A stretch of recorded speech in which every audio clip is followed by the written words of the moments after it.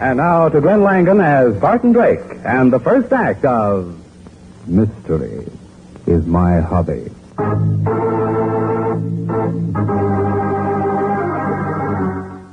Why the good inspector had to drag me to the theater tonight of all nights is quite beyond me. I could much more profitably have been finishing the first chapter of my latest book or calling upon a very desirable young lady I know. Of course, mystery is my hobby, but that doesn't include magicians, charlatans, and mind readers. And that's just what this Raja Vidrami is, I'll bet you. Even if he is billed as the greatest wizard of modern times. Well, this ought to be a good show, Brian. Inspector, you're getting childish.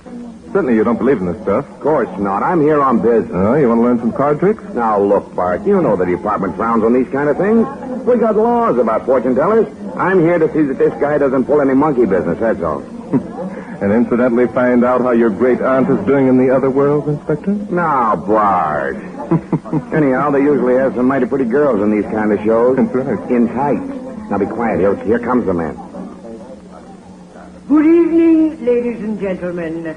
To some of you, it may indeed seem strange that I appear before you in this unusual capacity, but I assure you I am the same Dr. Tree who was your professor of psychology at the university. Hey, it sounds as if the guy might be all right, Bart. Why, Inspector? A professor wouldn't give up a good job to handle a fake, would he? Maybe not. I am convinced that the Raja Hanuman Vidrami has developed the ability to control his mind, as well as the minds of others, to an extent never before known to science.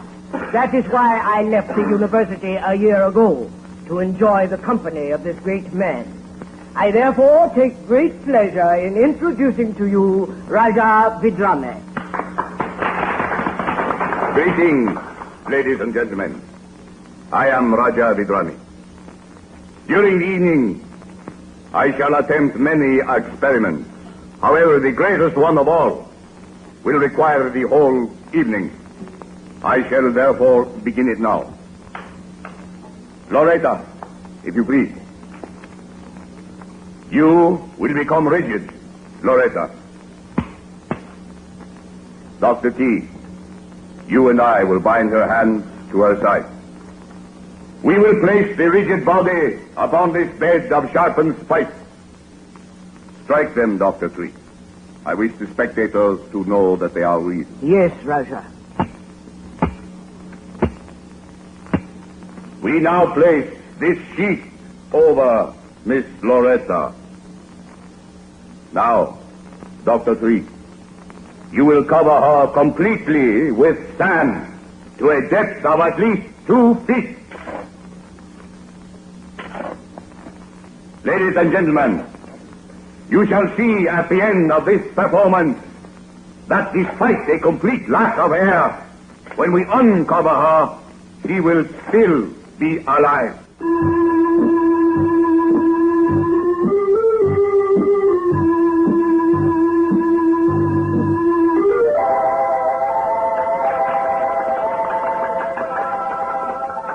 Dr. Tree is now removing the sand.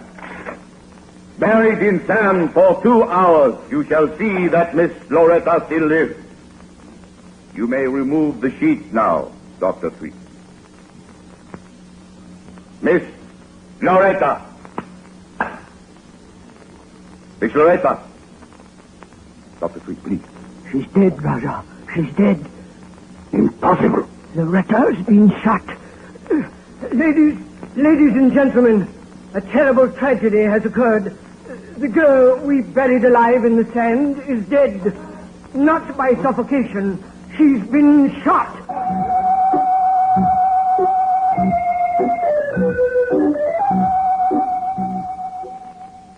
I'll pick out a couple of men and put them on the stage door, Bart.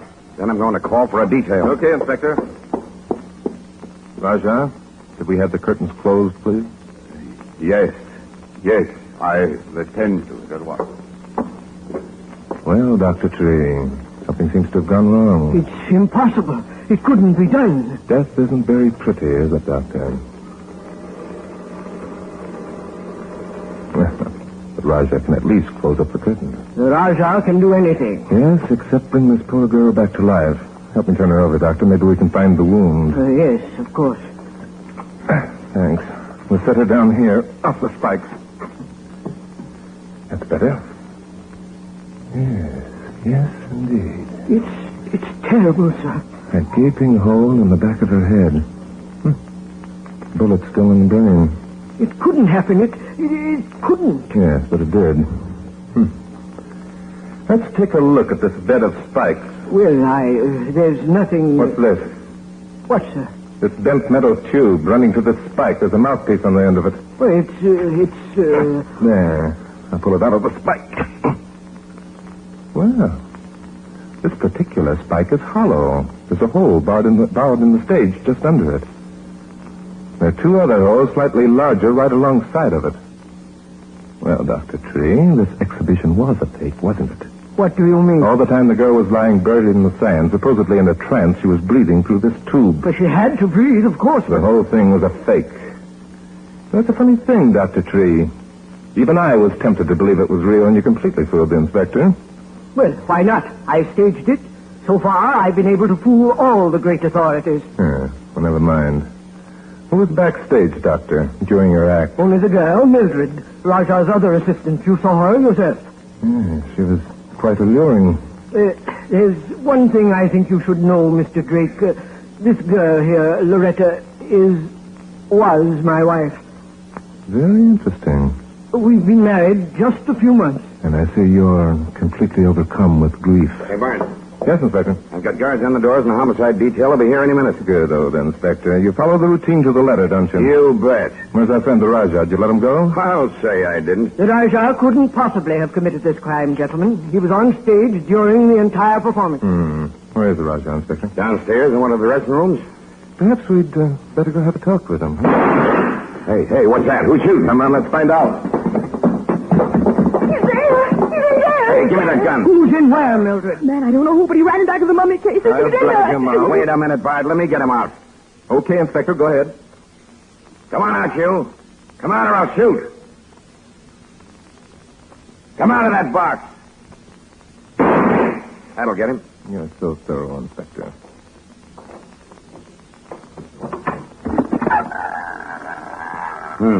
Nobody in there. I'm sure I saw somebody. I'm sure I did.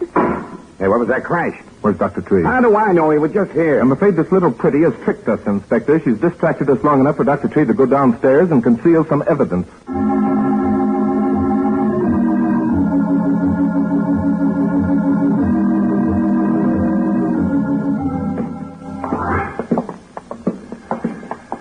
Well, Dr. Tree, coming up again? I was down here looking for evidence. Uh-huh. And why did you expect to find some evidence down here? It's obvious, isn't it? Loretta was killed while she was lying on her back, buried in the sand. She was hit in the back of the head. This is the only place the shot could have come from. What evidence did you find, Dr. Tree? None whatsoever. I even moved our wardrobe trunks. What was that crash we heard? One of the trunks, it got away from me as I tipped it. Dr. Tree, there's something that's bothering me considerably. Yes, Mr. Drake? Your emotions. You seem to be holding them singularly in check for a man who's just seen his bride lying in front of him, dead. Thank you, Mr. Drake. I have learned a great deal from the Rajah. Yes. Sublimity of the mind. Well, Inspector, as long as we've come this far, we might as well go down and take a look for ourselves. But I assure you there's nothing to be found. Come on.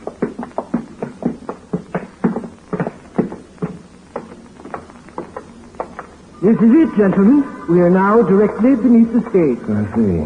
Are these the wardrobe trunks you were moving, Doctor? Yes. What's this little tin pail? One of the props, I believe, Mildred.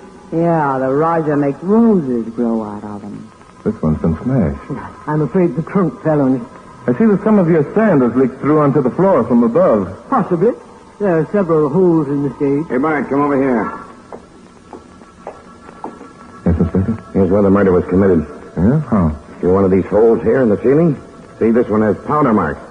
Somebody poked a gun through this hole and pulled the trigger. I wonder who. Mildred, that's who. She's the only one who was off stage, and I took a gun away from her, remember? But Mildred's gun was an automatic. An automatic wouldn't fit into that hole, Inspector.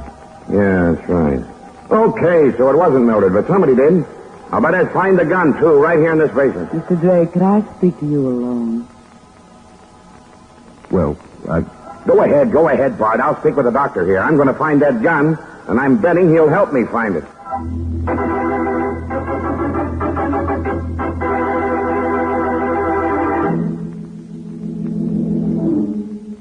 Bart.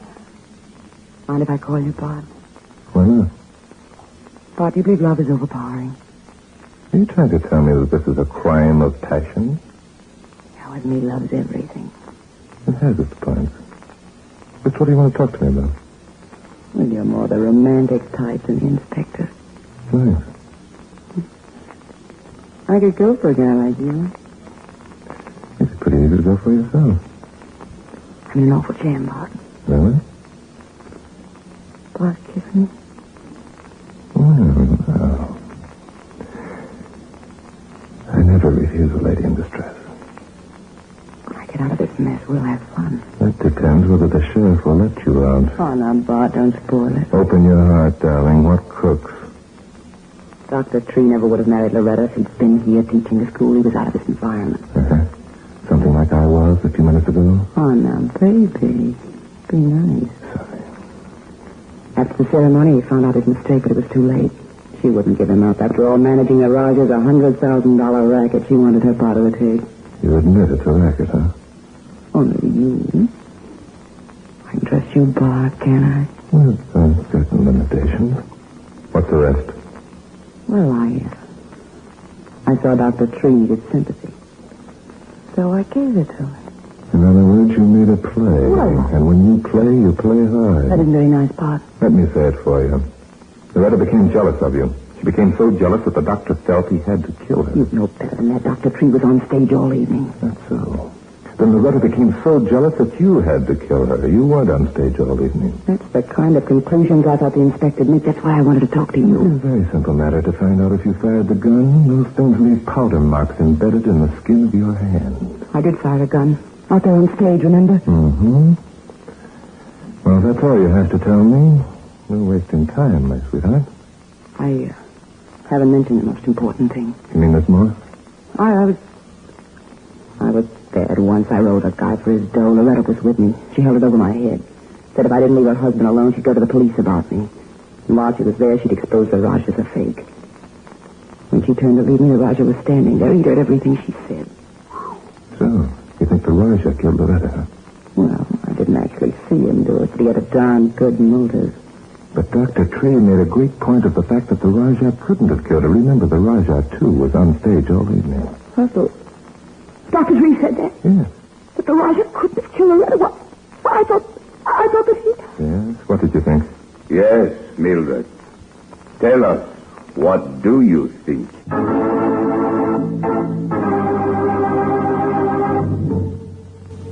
Yes, my dear. Tell us, what do you think? Well, Mildred?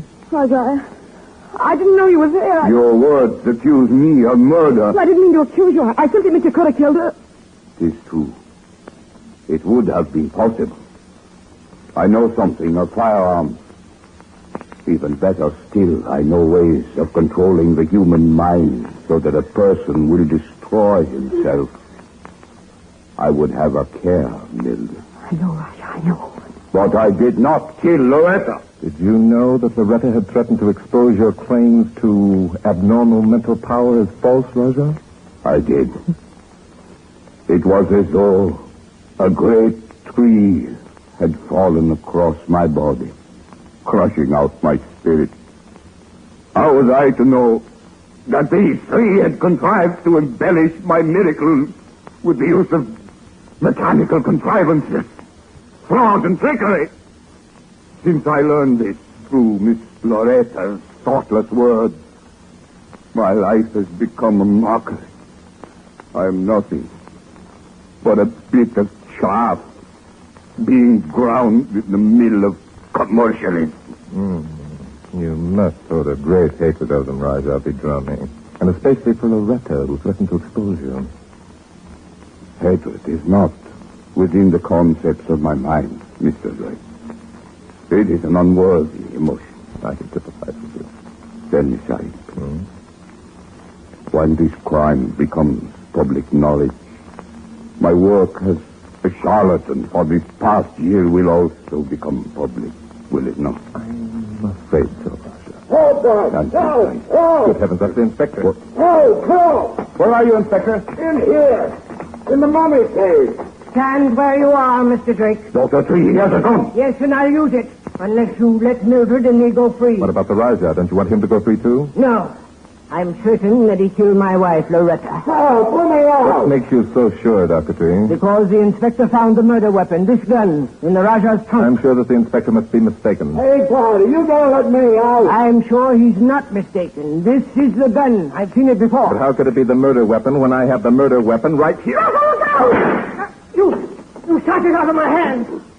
Now, will you please release the inspector from the mummy case? I shall be happy to do so. Where is he? I'll send him up for life, interfering with an officer in the line of duty. Now, don't feel too bad, Inspector. I've heard of Egyptians who stayed in those things for thousands of years. The dirty lug, he tripped me. Pretended he was trying to help us. I dropped the gun and he shoved me inside that thing and slammed it shut. Oh, Bart, when the boys hear about this... No, don't worry, Inspector. I won't tell. I think I'll just work the doctor over for luck. Just a minute, Inspector. Let's get one crime solved before we come involved in another. Now, the way I see it, Dr. Tree here and the beautiful Mildred are in love, age notwithstanding.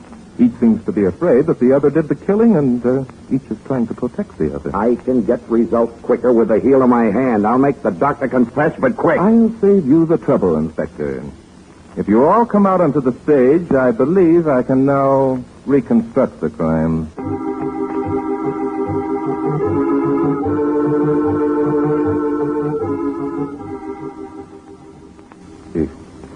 If you will be so kind, Mr. Drake, I would like to go to my dressing room and lie down. I'm overcome, which... Oh, no, you don't. You'll stay here. I'd prefer it, Raja. As you wish. Although my shame is punishment almost too great to bear. If I committed a crime, it was in all innocence. I was gullible. These are the tricksters who blaspheme my word. Yes. Well, we'll take care of that in a minute, Raja. First, I want you to notice these 3 holes here in the floor. One was for the tube that Loretta breathed through. One was used to push the barrel of the revolver upwards. It's just tight enough to hold it firmly. But there's still another hole. Yeah. What was that for? The little tin pail, Inspector, that we found downstairs. It was tied to the trigger of the gun directly under this 3rd hole. So when the sand was shoveled in over the girl, some of it ran through the hole and into the pail. When the bucket gained sufficient weight, naturally, it pulled the trigger of the gun. Well, I'll be darned. What didn't I think of that?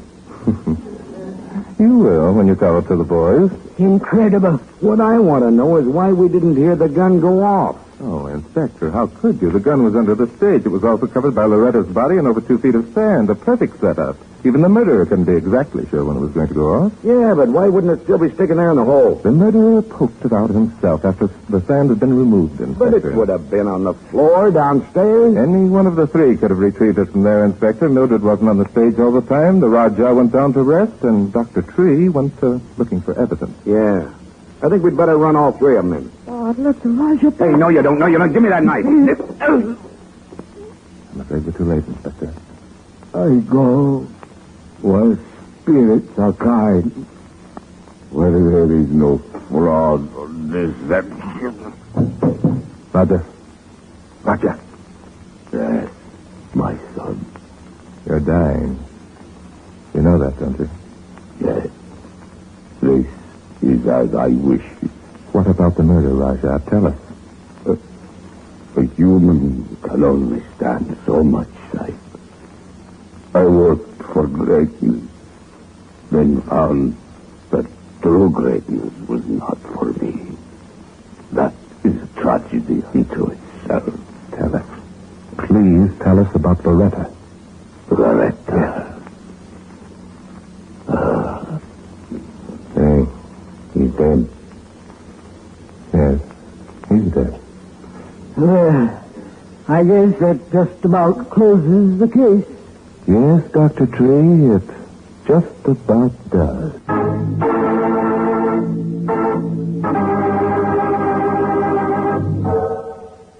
You know, Inspector, the Raja was a good and sincere man. He had a lot of talent, if the others hadn't tried to exploit it. What kind of talent? Extrasensory perception, for one thing. What's that? Skip it. I don't believe it, whatever it is. Now, don't tell me that he gave you some kind of a thought transfer that made you tell me to arrest Dr. Tree for Loretta's murder. Or maybe you read his mind. No, Inspector. It wasn't a thought transference. In fact, it was Dr. Tree's complete lack of thinking that put me on the right track. Yeah? Yes, I'm afraid so. You remember when he announced Loretta's death from the stage. He said she'd been shot. But when we looked at the body lying face up on that bed of spikes, there was no visible wound. We didn't find the wound until we turned her over. Well, I'd have seen that, too. Only I was out posting guards on the doors and phoning headquarters. Why, of course you would, Inspector. Just as you knew that Dr. Tree was the only person who could possibly have pushed that gun barrel down through the hole in the floor. Did I know that? I certainly did. He was the one who shoveled the sand out of the way. He was the only person who came near the body and the gun. You knew that, Inspector. You wouldn't have insisted on staying downstairs and searching for the murder weapon. I found it, too. Yes, you certainly did, Inspector. In the Raja's trunk, right where Dr. Tree had put it. I'm good, ain't I? Yes, you are. You certainly are. It was you who also pushed the trunk aside, Inspector, the trunk that Dr. Tree used to hide and smash the little tin pail, which was attached to the trigger of the revolver. Ha, that was easy. Oh, I don't It was you, though, who found a little pile of sand. Hmm? You know, Bart, love's a terrible thing. Oh, Inspector, don't tell me that you're down on love. I am when it makes a guy kill his wife because he wanted a babe like Mildred. Mildred isn't so bad, Inspector. You can blame greed just as much as love. Loretta hung on to the doctor not because she loved him. She only wanted a wife's share of his $100,000 racket. Yeah, love and greed. Both of them are terrible. Hey, Bart, remember, you promised that you wouldn't tell the boys down at headquarters about me being locked up in that mummy case. Oh, Inspector, of course I won't. I don't get any pleasure out of telling the world that a man is a fake. Mystery is my hobby. Why, who's up there?